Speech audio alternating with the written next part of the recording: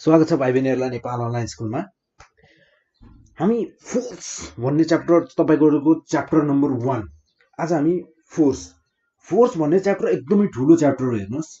तर तपाईहरुलाई अहिलेको तपाईहरुको एज तपाईहरुको जुन स्ट्यान्डर्ड छ त्यो अनुसार अलिकति तपाईहरुलाई थोरै छ। तपाईहरुलाई के छ त फोर्स च्याप्टरमा पनि एकदमै थोरै चिज छ अहिले तपाईहरुलाई है। तर फोर्स भनेको नि एकदमै ठूलो च्याप्टर छ, आफैमा एउटा ठूलो च्याप्टर हो। तर आज हामी फोर्समा पनि तपाईहरुको टपिक भित्रै भएको तपाईहरुले फोर्स अफ ग्राभिटेसन जुन तपाईहरुले टपिक सुरु हुने बित्तिकै फर्स्टमा तपाईहरुले जुन कुरा पढ्नुहुन्छ नि, आज हामी एउटै कुरालाई हेर्छौं। एकै पटकमा धेरै कुरा पढ्ने नै होइन क्या, कसैले पनि सक्दैन धेरै कुरा पढ्न एकै पटकमा। सानो कुरा पढ्ने थोरै पढ्ने, तर एकदमै इफेक्टिभ पढ्ने, ध्यान दिएर पढ्ने, बुझेर पढ्ने, इफेक्टिभ पढ्ने। आज हाम्रो भनेको फोर्स अफ ग्राभिटेसन एफ। हामी एफ लाई मात्र पढ्छौं आज। एफ भन्दा दायाँ बायाँ तल माथि अगाडि पछाडि दायाँ बायाँ जे भन्नुहोस्, 90 डिग्री 45 डिग्री 60 डिग्री हामी कतै पनि जाँदैनौं, जस्ट एउटा एफ भन्ने शब्दलाई मात्र पढ्ने छौं। अब तपाईहरुले यो एफ भन्ने शब्द तपाईहरुले कसरी डिफाइन गर्नुहुन्छ त? फर्स्टमा तपाईहरुलाई के भनेको हुन्छ त? Attractive force between any two bodies, दुईटा बडी बीचको एट्र्याक्टिभ फोर्स। अनि त्यसपछि त्यो इन्भर्सली प्रोपोर्सनल चाहिँ के कुरा भन्छ हैन, त्यो डेफिनेसनतिर जाँदैनौं हामी। डेफिनेसन तपाईहरुले पढ्न सक्नुहुन्छ, जसले पनि पढ्न सक्छ।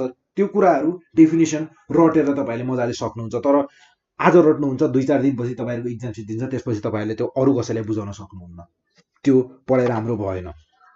जस्तै अब एफ भन्ने बित्तिकै हामीहरुले दिमागमा एउटा कुरा ल्याउनु पर्यो, जी m1 m2 upon d square भनेर। अब यति कुरामा हेर्ने हो भने हामीहरुको क्यापिटल जी भनेको युनिभर्सल ग्राभिटेसन कन्स्ट्यान्ट, जो कन्स्ट्यान्ट छ, जसको एउटा भ्यालु छ 6.67 × 10⁻⁻11 न्युटन मिटर स्क्वायर पर केजी स्क्वायर भनेर यसको युनिट छ, आफ्नै युनिट छ यसको हैन। तपाईहरुलाई यसको युनिट क्याल्कुलेट गर्न, यो युनिट लेख्न पनि तपाईहरुलाई 1 मार्क्सको लागि एउटा सर्ट क्वेशनमा 0.5 मार्क्सको लागि आउन सक्छ। यो पनि याद गर्नु पर्यो तपाईहरुले। र त्यसैपछि m1 m2 भनेका दुईटा बडी हुन्, दुईटा ऑब्जेक्ट, दुईटा वस्तु। तपाईहरुको वरिपरि भएका कुनै पनि दुईटा शब्द, दुईटा वस्तुलाई लिनुस्, दुईटा ऑब्जेक्टलाई लिनुस्, ती दुईटा वस्तु हुन्। ती दुईटा वस्तु बीचको दूरी कति छ? त्यो दुईटा वस्तु बीचको दूरी को स्क्वायर भनेको हामीहरुको यो डी स्क्वायर हो। डी भनेको हामीहरुको जुन छ त्यो दुईटा वस्तु बीचको दूरी, त्यो दुईटा वस्तु बीचको डिस्टेन्स कति छ, त्यो कुरा भनेको हामीहरुको डी भयो। डी भनेको हामीहरुको डिस्टेन्स बिट्विन देयर सेन्टर्स भनेर भन्छ, डिस्टेन्स बिट्विन देयर सेन्टर्स भनेर भन्छ। यति कुरा तपाईहरुले बुझ्नु भएको छ। र अब अर्को कुरा बुझौं। यहाँ एफ, जुन यो एफ छ, यो हाम्रो डाइरेक्टली प्रोपोर्सनल छ दुईटा बडीको प्रोडक्टसँग, दुईटा बडीको मासको प्रोडक्टसँग के छ? डाइरेक्टली प्रोपोर्सनल छ। यसलाई भनिन्छ डाइरेक्टली प्रोपोर्सनल। अपन सपनमा नभएर यो के छ त? F is directly proportional to m1 × m2। एउटै लाइनमा छ, एउटै डिकामा छ। त्यसैगरी डी स्क्वायरलाई हेर्नुस्, डी स्क्वायर कस्तो छ त? एफ मैले यहाँनिर लेख्यो भने मैले डी स्क्वायर लेख्नको लागि यसको लागि मैले एक धड्को तानेर तलपट्टि लेख्नुपर्ने हुन्छ डी स्क्वायर, नत्र यो रुलले मान्दैन। यो रुलले के भन्छ? एफ इज इन्भर्सली प्रोपोर्सनल भन्छ। यसलाई इन्भर्सली प्रोपोर्सनल भनेर बुझ्नु, यो इन्भर्सली प्रोपोर्सनल छ भनेर बुझ्नु पर्यो। प्रोपोर्सनालिटी भन्ने यो प्रोपोर्सनल छ, डाइरेक्टली प्रोपोर्सनल। प्रोपोर्सनालिटीको केसमा यो डाइरेक्टली प्रोपोर्सनल छ, यो इन्भर्सली प्रोपोर्सनल छ भन्ने बुझ्नु पर्यो। बस यति कुरा बुझिएको छ भने लगभग हामीहरूले सबै कुरा बुझिसकेका छौं। एफ भन्ने कुरा लगभग बुझिसकेका छौं, सबै कुरा बुझिसकेका छैनौं। अब यो सँगसँगै रिलेटेड तपाईहरुलाई सर्ट क्वेशनहरु, गिभ रिजनको क्वेशनहरु सोध्छ हो, त्यो क्वेशनहरुलाई चाहिँ हामी डिस्कस गर्छौं यहाँ। देन अब हेरौं, जस्तै मैले यहाँ एउटा क्वेशन लिएको छु है। यो क्वेशनलाई हेरौं, हामी यो क्वेशनलाई बुझ्ने छौं। यो क्वेशनलाई हेरौं र यो क्वेशन लगभग तपाईहरुलाई गाह्रो लाग्ने गर्छ क्या। यो स्टुडेन्टहरुलाई गाह्रो मान्छन्, खै किन थाहा छैन मलाई, तर गाह्रो लाग्छ स्टुडेन्टलाई यो क्वेशन। गाह्रो छैन, एकदमै सजिलो छ र एकदमै सजिलो क्वेशन नै तपाईहरुलाई आउँदैन।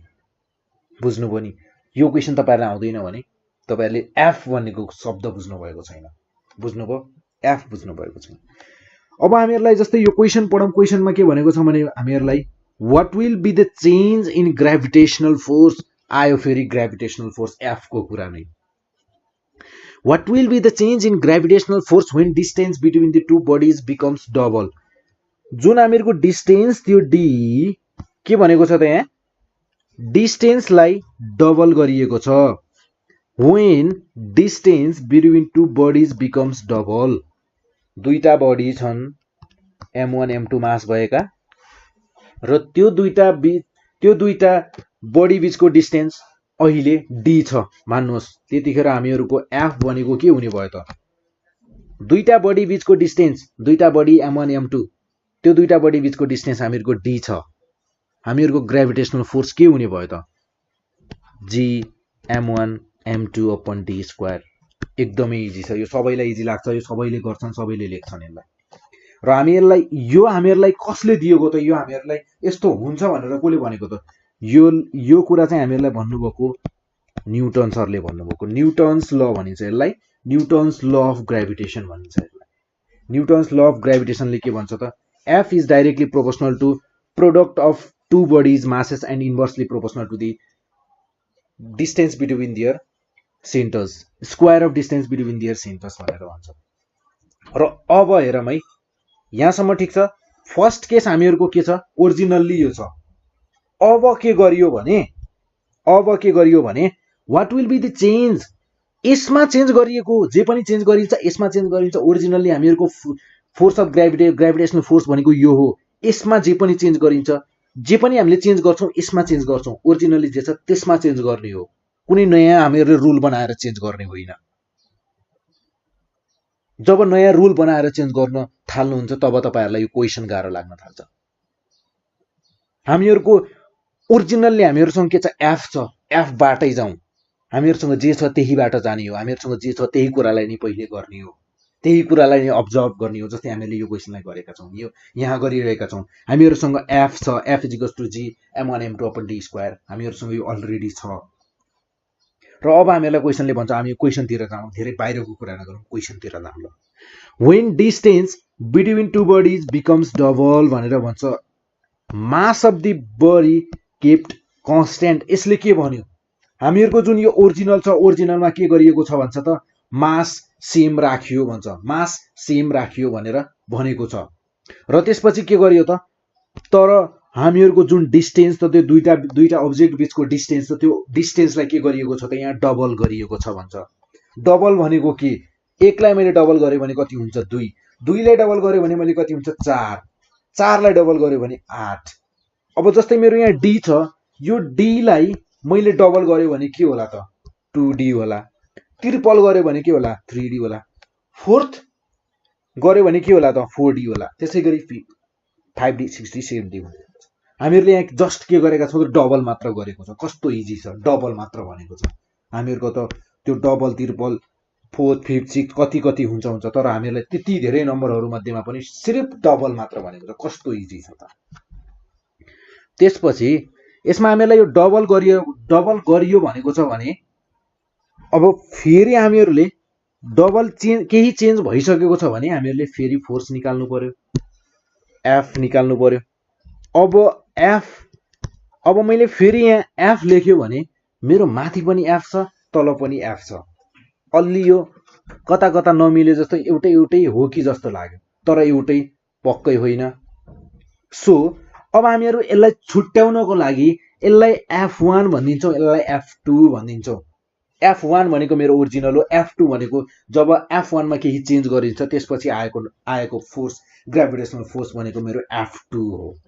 जस्तै जी m1 र m2 मासेसमा केही चेन्ज गरिएको छैन. त्यसैले अब जी मा त केही चेन्ज गर्न मिल्दैन. हामीले जो युनिभर्सल कन्स्टेन्ट हो. सो हामीहरुको मासमा केही पनि चेन्ज गरिएको छैन. चेन्ज गरिएको छैन भने केही पनि चेन्ज गरिएको छैन भने हामीहरुको m1 m2 सेम रहने भयो. ठीक छ. अपन तर डिस्टेन्स के गरिएको छ त हामीहरुको जुन यो d छ यहाँ d स्क्वायर छ. यो त हामीहरुको न्यूटन्स ल ले भनेको स्क्वायर भनेर त हामीहरुको डिस्टेन्स दुईटा बडी बीचको दुईटा बडी बीचको दुईटा अब्जेक्ट बीचको दूरी के थियो त डी थियो। सो हामीहरूको दुईटा बडी बीचको डिस्टेन्स दूरी भनेको डी हो। सो हामीहरूको डी लाई डबल गरियो भन्नुको मतलब 2d गरियो। अब डी को ठाउँमा 2d लेख्ने हो, 2d स्क्वायर भनेको होइन, डी को ठाउँमा 2d गरियो भनेको हो, यानी कि 2d स्क्वायर छ। अब स्क्वायर डी को मात्र हुँदैन, हामीहरूको होलको स्क्वायर हुने भयो। यति कुरा बुझ्यो भने सबै कुरा बुझिसकियो। देन हामीहरूको f2 अब के हुने भयो, g m1 m2 upon 4d square 2 को स्क्वायर 4d को स्क्वायर d नै हुने भयो। अब then f2 is equals to हामीहरूको g m1 m2 upon 4d square भयो। अब यस्तो गरौँ, g m1 m2 अपन 2 होइन, म यसलाई के गर्छु भने हामीहरूको ओरिजिनल्ली के थियो, म ओरिजिनल्ली जे थियो त्यही निकाल्न खोज्छु। डी स्क्वायर थियो, 1/4 लेख्दा केही फरक पर्छ, पर्दैन। अब यसो हेर्दा मेरो जी m1 m2 upon D square भनेको त f1 नै हो। के हो त, f1 नै रहेछ। देन मेरो यसको ठाउँमा अब मैले f1 लेखेँ भने 1/4 मसँग छँदैछ। Then f2 is equals to 1/4 f1।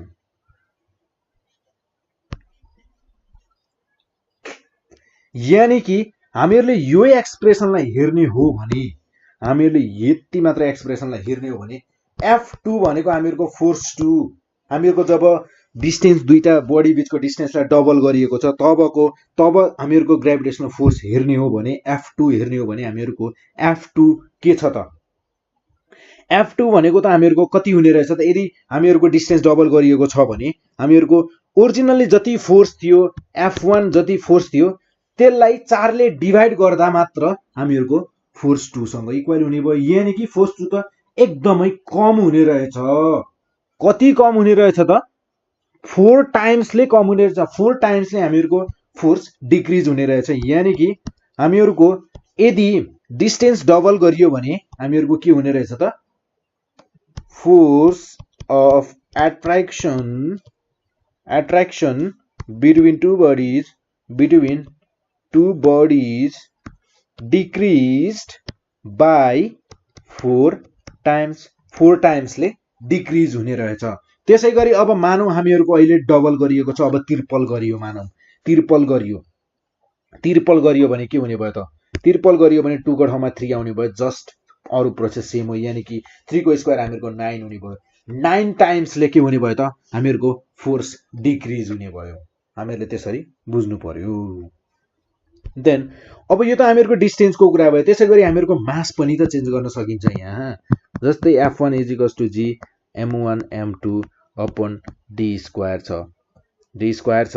त्यसै गरी अब मैले यो यहाँनिर मान्नुहोस् हैन, हामीहरूको डिस्टेन्स, अर्को क्वेसन तपाईहरुलाई सर्ट क्वेसन के हुन सक्छ, एउटै क्वेसन एउटै हो, कुरा उही हो, जस्ट हामीले कुरा मात्र बुझ्नु छ। अब जस्तै हेरौँ, यही एउटा f बाट कतिवटा क्वेसन बन्न सक्छ, एउटा त्यही क्वेसन भइहाल्यो, मानौ त्यो अलगै छुट्टिहाल्यो। अब मानौ अब हामीहरूको डिस्टेन्स कन्स्ट्यान्ट राख्दियो। अघि हामीहरूको के राखेको थियो त, यो क्वेसनमा के थियो त, मासेसहरु m1 m2 कन्स्ट्यान्ट थियो। अब हामीहरूको डिस्टेन्स कन्स्ट्यान्ट छ, मानौ डिस्टेन्स कन्स्ट्यान्ट छ तर हामीहरूको मास डबल गरिएको छ। मास डबल गरिएको छ भने के हुने भयो त, अब f2 भनेको हामीहरूको m1 पनि के हुने भयो, मेरो 2m1 हुने भयो र m2 पनि मेरो 2m2 हुने भयो। यानी कि 2 × 2 4 हुने हो, 4 g m1 m2 upon d square हुने भयो। यो भनेको मेरो f1 हुने भयो। 4 टाइम्सले मेरो फोर्स f1 4 टाइम्सले इन्क्रिज हुने रहेछ। यदि मैले मासेसहरुलाई डबल गरिदियो भने मेरो फोर्स 4 टाइम्सले बढ्नेवाला छ। अब जस्तै अहिले त मैले दुईटै मास डबल गरे भन्न सक्छ क्वेसनले, तपाईहरुलाई एउटा मास मात्र डबल गरियो, अर्को मास सेम राखियो, जे पनि भन्न सक्छ क्वेसनले। सो तपाईहरुले यो एउटै कुरा हो, कुरा एउटै हो, जस्ट तपाईहरुले एउटा कुरामा कति खेल्न सक्नुहुन्छ, यो कुरामा यो एउटै सानो कुरालाई तपाईले कसरी खेल्न सक्नुहुन्छ, यो कुरालाई कसरी घुमाउन सक्नुहुन्छ, त्यतिमा फरक पर्ने हो, कुरा सेम हो। र त्यसै गरी तपाईँहरूलाई अरू यसबाट सोध्न सक्ने भनेको अब मैले भनिसकेँ, मास हामीहरूको डबल, एउटा मासको डबल गराउन सक्छ, अर्को मास कन्स्ट्यान्ट राख्न सक्छ, र त्यसपछि हामीहरूको के चेन्ज हुन्छ त्यो कुराहरू सोध्न सक्छ। त्यो तपाईँहरूले हेर्नुपर्ने। अब मैले त्यसको लागि पनि यहाँ भनिदिइसकेँ।